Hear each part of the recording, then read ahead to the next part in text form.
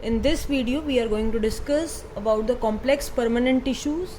In our previous videos, we have discussed the simple permanent tissues, and these are the tissues which have only one type of cell.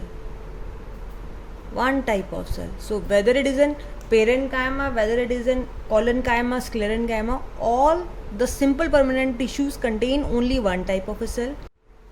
But in the complex permanent tissues, it is having different kinds of cells functioning in a coordinated manner, which means that one classification itself contain a different types which can work in a coordinated manner. So we will discuss how these cells work together and forms one particular type of classification.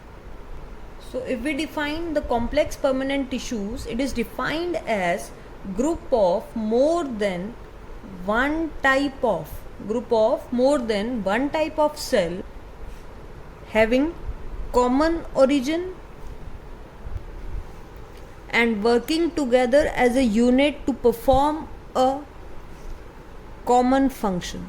So complex permanent tissues defined as group of more than one type of cell having common origin, all working together as a unit to perform a common function. Now, these permanent tissues generally involve in the transportation of water, mineral, nutrient and food material from the one part of plant to the other part. So major two classification of the complex permanent tissues is the xylem and the phloem. So xylem involves in the conduction of water and the inorganic solute. Inorganic solute means the ions, the nutrient material which are dissolved in water from the roots to the different parts of the body. And the phloem involves in the conduction of food, which is also known as the translocation of organic solute. Organic here means the glucose which is formed is translocated, or we can say transported from leaves to the different parts of the body. Now the different components of xylem are, so as we have discussed that complex are those tissues which have more than one type of a cell. Now for example, in xylem there are these four type of cells which are present, that is the tracheids, vessels, xylem parenchyma and xylem fiber. And phloem includes the sieve tube, companion cell, phloem parenchyma and phloem fiber. We will discuss the function of each and every cells. So the first diagram is of tracheids. So tracheids are the elongated tubes like dead cells with oblique end walls. So these are just elongated tubes just like a dead cells having the oblique end walls. End walls remain intact, but it possesses the bordered pits present in it. And we can say the outline or a covering of tracheids are just hard and lignified. The walls are hard and lignified, whereas in case of vessels they have perforation at the ends. They are also just elongated tubes, but in this case there is a perforation at the end so that they can form a conducting channels like this. So again I am repeating, in case of a vessels, these vessels are just placed over one another vessels at this point. So end wall either absent or it is just perforated so that it can easily form a conducting channel through which conduction of water and minerals can take place. Now these tracheids and vessels together they called as the trachea elements. And the major difference, in case of tracheids the end wall remain intact, where in this case the end wall is absent and there is a perforation and it makes a channel through which, conducting channel through which ions or we can say water can easily conduct. Now just if we observe the transverse section, now this is the transverse section, this section. So here this for example this is a part of this vessel and these are just the trachea.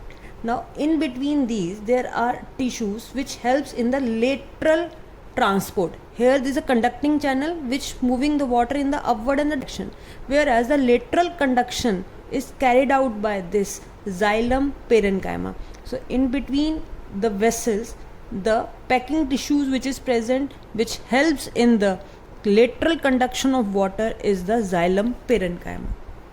And one of the important point, all these four, out of these four, only xylem parenchyma is the living tissues which helps in the lateral conduction, and it helps in the storage of food reserve. As you can observe here, this is the vessel part which is a conducting channel. It is surrounded by this xylem parenchyma, so it helps in the lateral conduction as well as storage of food reserve for these tissues.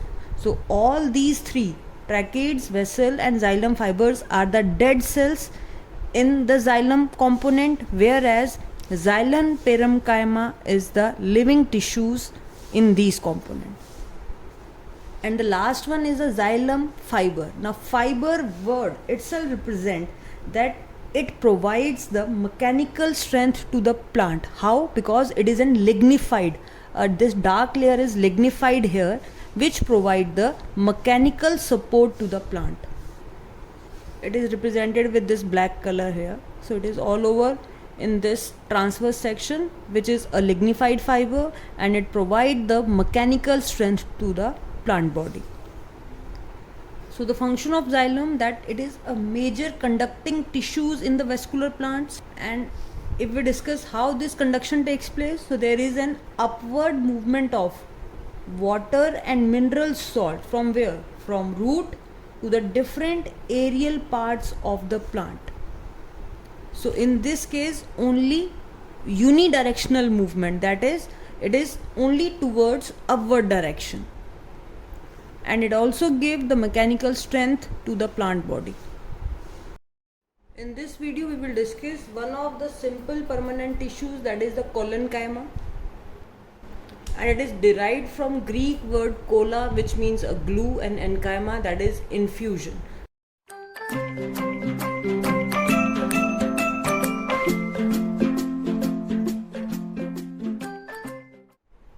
In the collenchyma cells, the cell wall is thin, but at the corners it is thick because of cellulose and pectic at the corner. So you can observe at the corners there is this dark area.